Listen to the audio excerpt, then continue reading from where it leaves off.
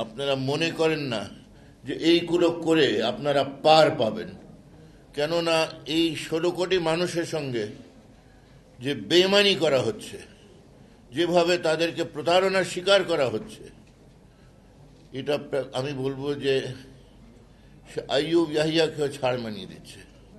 আমি আজকে দাবি জানাচ্ছি যে যেসব উন্নয়নের কথা বলছেন, যেসব প্রযুক্তির কথা বলছেন, এর মূল্য বলেন, কত ঋণ নিতে হচ্ছে এটা বলেন, ঋণ শোধ করতে কতদিন লাগবে, আর কি হারে সুদ দিতে হবে, এই তথ্যগুলো আমাদেরকে দেন। এইগুলো তো চাওয়ারও চাইলাম, পাবেন না, আমি গ্যারেন্টি করতে পারি এটা পাবেন না। সরকার পরিবর্তন এখনই চাই।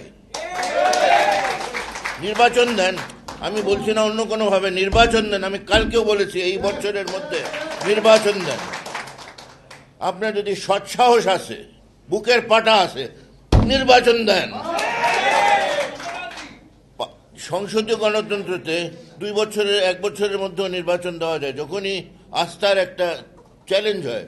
আমি বলি যে আমাদের দেশের মানুষের আস্থা এই সরকারের উপরে বিন্দু মাত্র নাই। চ্যালেঞ্জ করে বলছি, আমাকে মিথ্যুক প্রমাণিত করতে হলে ইলেকশন দেন, অবাধ নিরপেক্ষ নির্বাচন দেন। নির্বাচন কমিশনার আমাদের গ্রহণযোগ্য হতে হবে।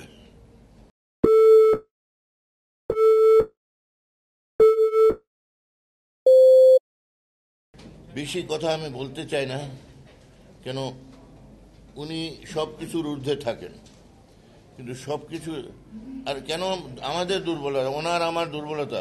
বঙ্গবন্ধুর কন্যা, এটা মাথায় বাড়ি পড়ে, এই লাঠি দিয়ে মনে হয় আমার মাথায় বাড়ি পড়তেছে যে বঙ্গবন্ধুর কন্যার ব্যাপারে আমাকে বলতে হচ্ছে যে উনি কি করছে আল্লাহ জানে, আর তো কেউ আমরা তো বুঝতে পারি না উনি কি করছেন।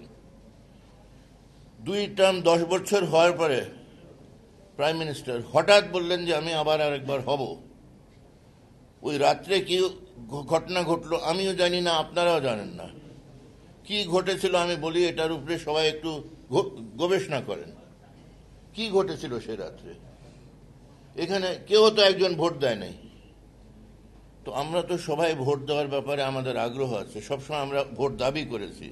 ভোট দাও, অবাধ নিরপেক্ষ নির্বাচন দাও, আমরা আমাদের প্রতিনিধি পাবো যারা জবাবদিহি আদায় করতে পারবে। এই যে আজকে আমাদের যে কষ্টটা হচ্ছে,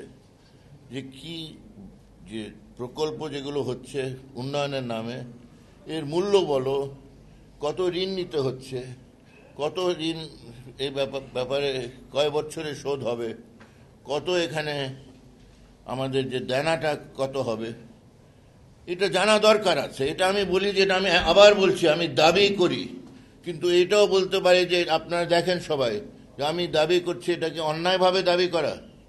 আমরা সবাই এদেশের নাগরিক, আমাদের উপরে, আমার উত্তরসূরিদের উপরেও এই ঋণের বোঝা, একটা অংশ এর বোঝা বহন করতে হবে, তাই না?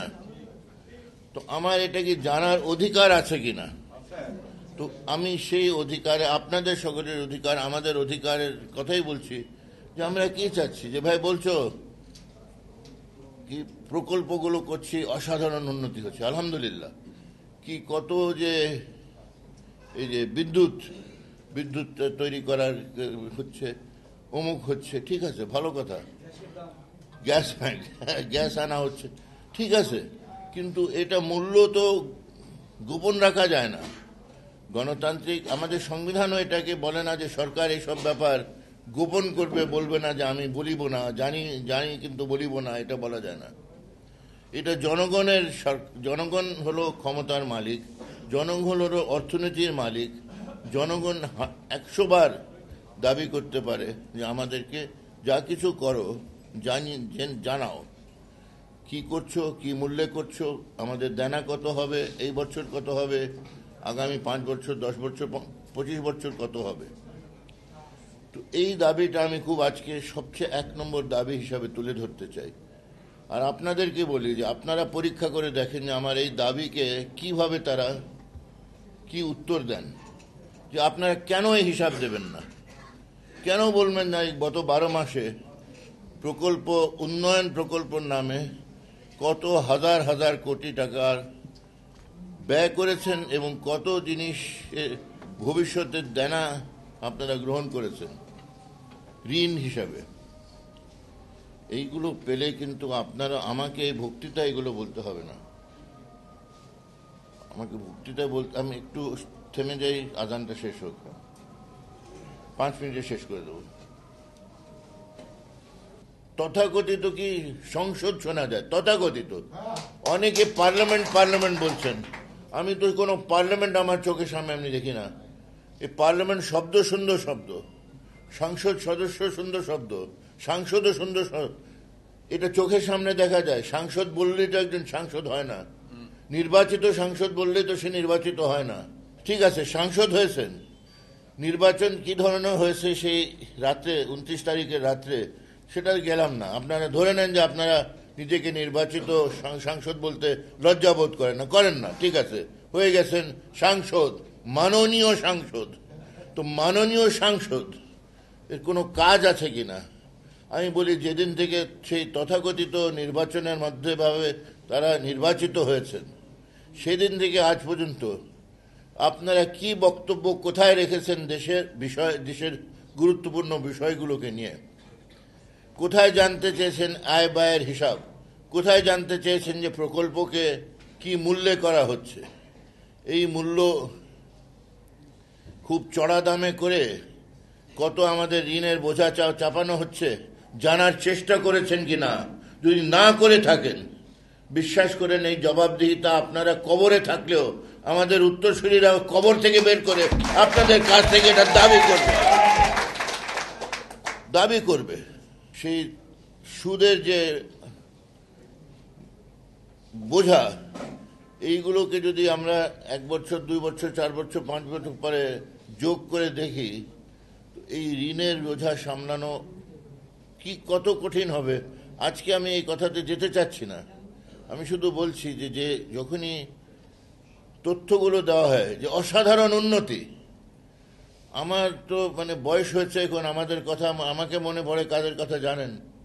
আইয়ুব খান আর ইয়াহিয়া খান। এই ধরনের বক্তৃতা তাদের কাছে শুনে বঙ্গবন্ধু ধিক্কার দিয়েছিল। কিসের উন্নতির কথা তারা বলছে? আমাদেরকে, দেশকে তো শেষ করে দিচ্ছে। তারা এই অহংকার করত।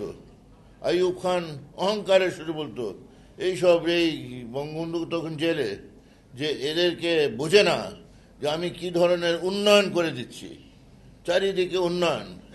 উন্নয়ন শব্দটা আমাদের কাছে ঘৃণিত শব্দ হয়েছিল, বিশ্বাস করেন। ইয়াহিয়া খানের একই ধরনের অবস্থা, উন্নয়ন উন্নয়ন উন্নয়ন। বঙ্গবন্ধুর কাছে উন্নয়ন ঘৃণা শব্দ একটা হয়েছিল। এটা বিশ্বাস করেন আপনারা। অনেকেই আছেন আমাদের বয়সের, খুব কম লোক আছেন এখানে, আমাদের বয়সে যারা আছেন আমার কথাটা ইমিডিয়েটলি ধরতে পারবেন যে উন্নয়ন কি ধরনের একটা ঘৃণার শব্দ হয় যখন স্বৈরাচার এটাকে ব্যবহার করে মানুষকে দৃষ্টি অন্যদিকে ঘোরানোর জন্য। তারা আইয়ুব, কোনো এখানে বিতর্কের অবকাশ নেই যে সে 1 নম্বর স্বৈরাচার ছিল। ইয়াহিয়া খানও তার কাছাকাছি 2 নম্বর স্বৈরাচার ছিল। তো এই স্বৈরাচাররা কিন্তু আমাদেরকে এই উন্নয়ন দেখাতো। তো আমি বলি যে উন্নয়ন আমি বুঝলাম, কিন্তু প্রথমত হলো উন্নয়নের মূল্যটা কি দিয়ে করা হচ্ছে।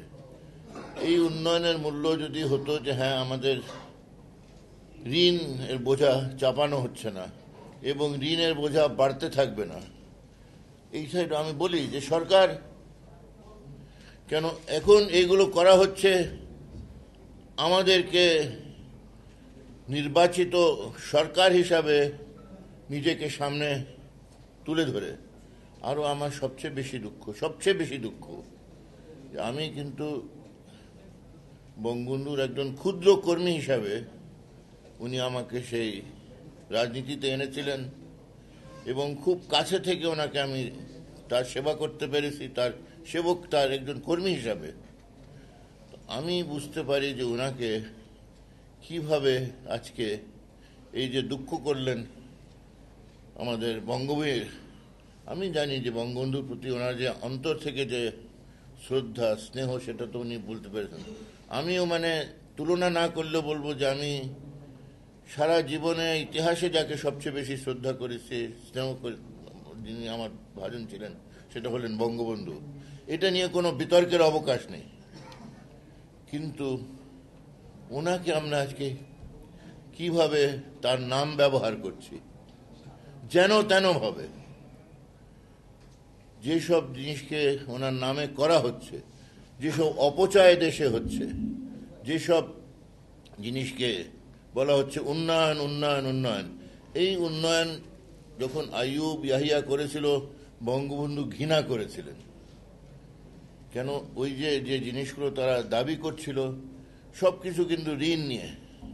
আমি বলছি যে কত ঋণের বোঝা এখন আমাদের চাপানো হয়েছে, এবং এই ঋণ বাড়তে বাড়তে কোন জায়গায় যাবে প্রত্যেক। তাই বলছি যে কেউ কেউ বলছে না যে আমরা বহুদিন একটা যতদিন লাগে আমরা আন্দোলনে থাকব। বেশি দিনের আন্দোলনের মধ্যে এই যে ঋণের বোঝা আমাদের উপরে বাড়তে বাড়তে বাড়তে সারা অর্থনীতিকে চুরমার করে দেবে, ধ্বংস করে দেবে। সেই কারণে আন্দোলন অত ধীর স্থিরে করা চলবে না।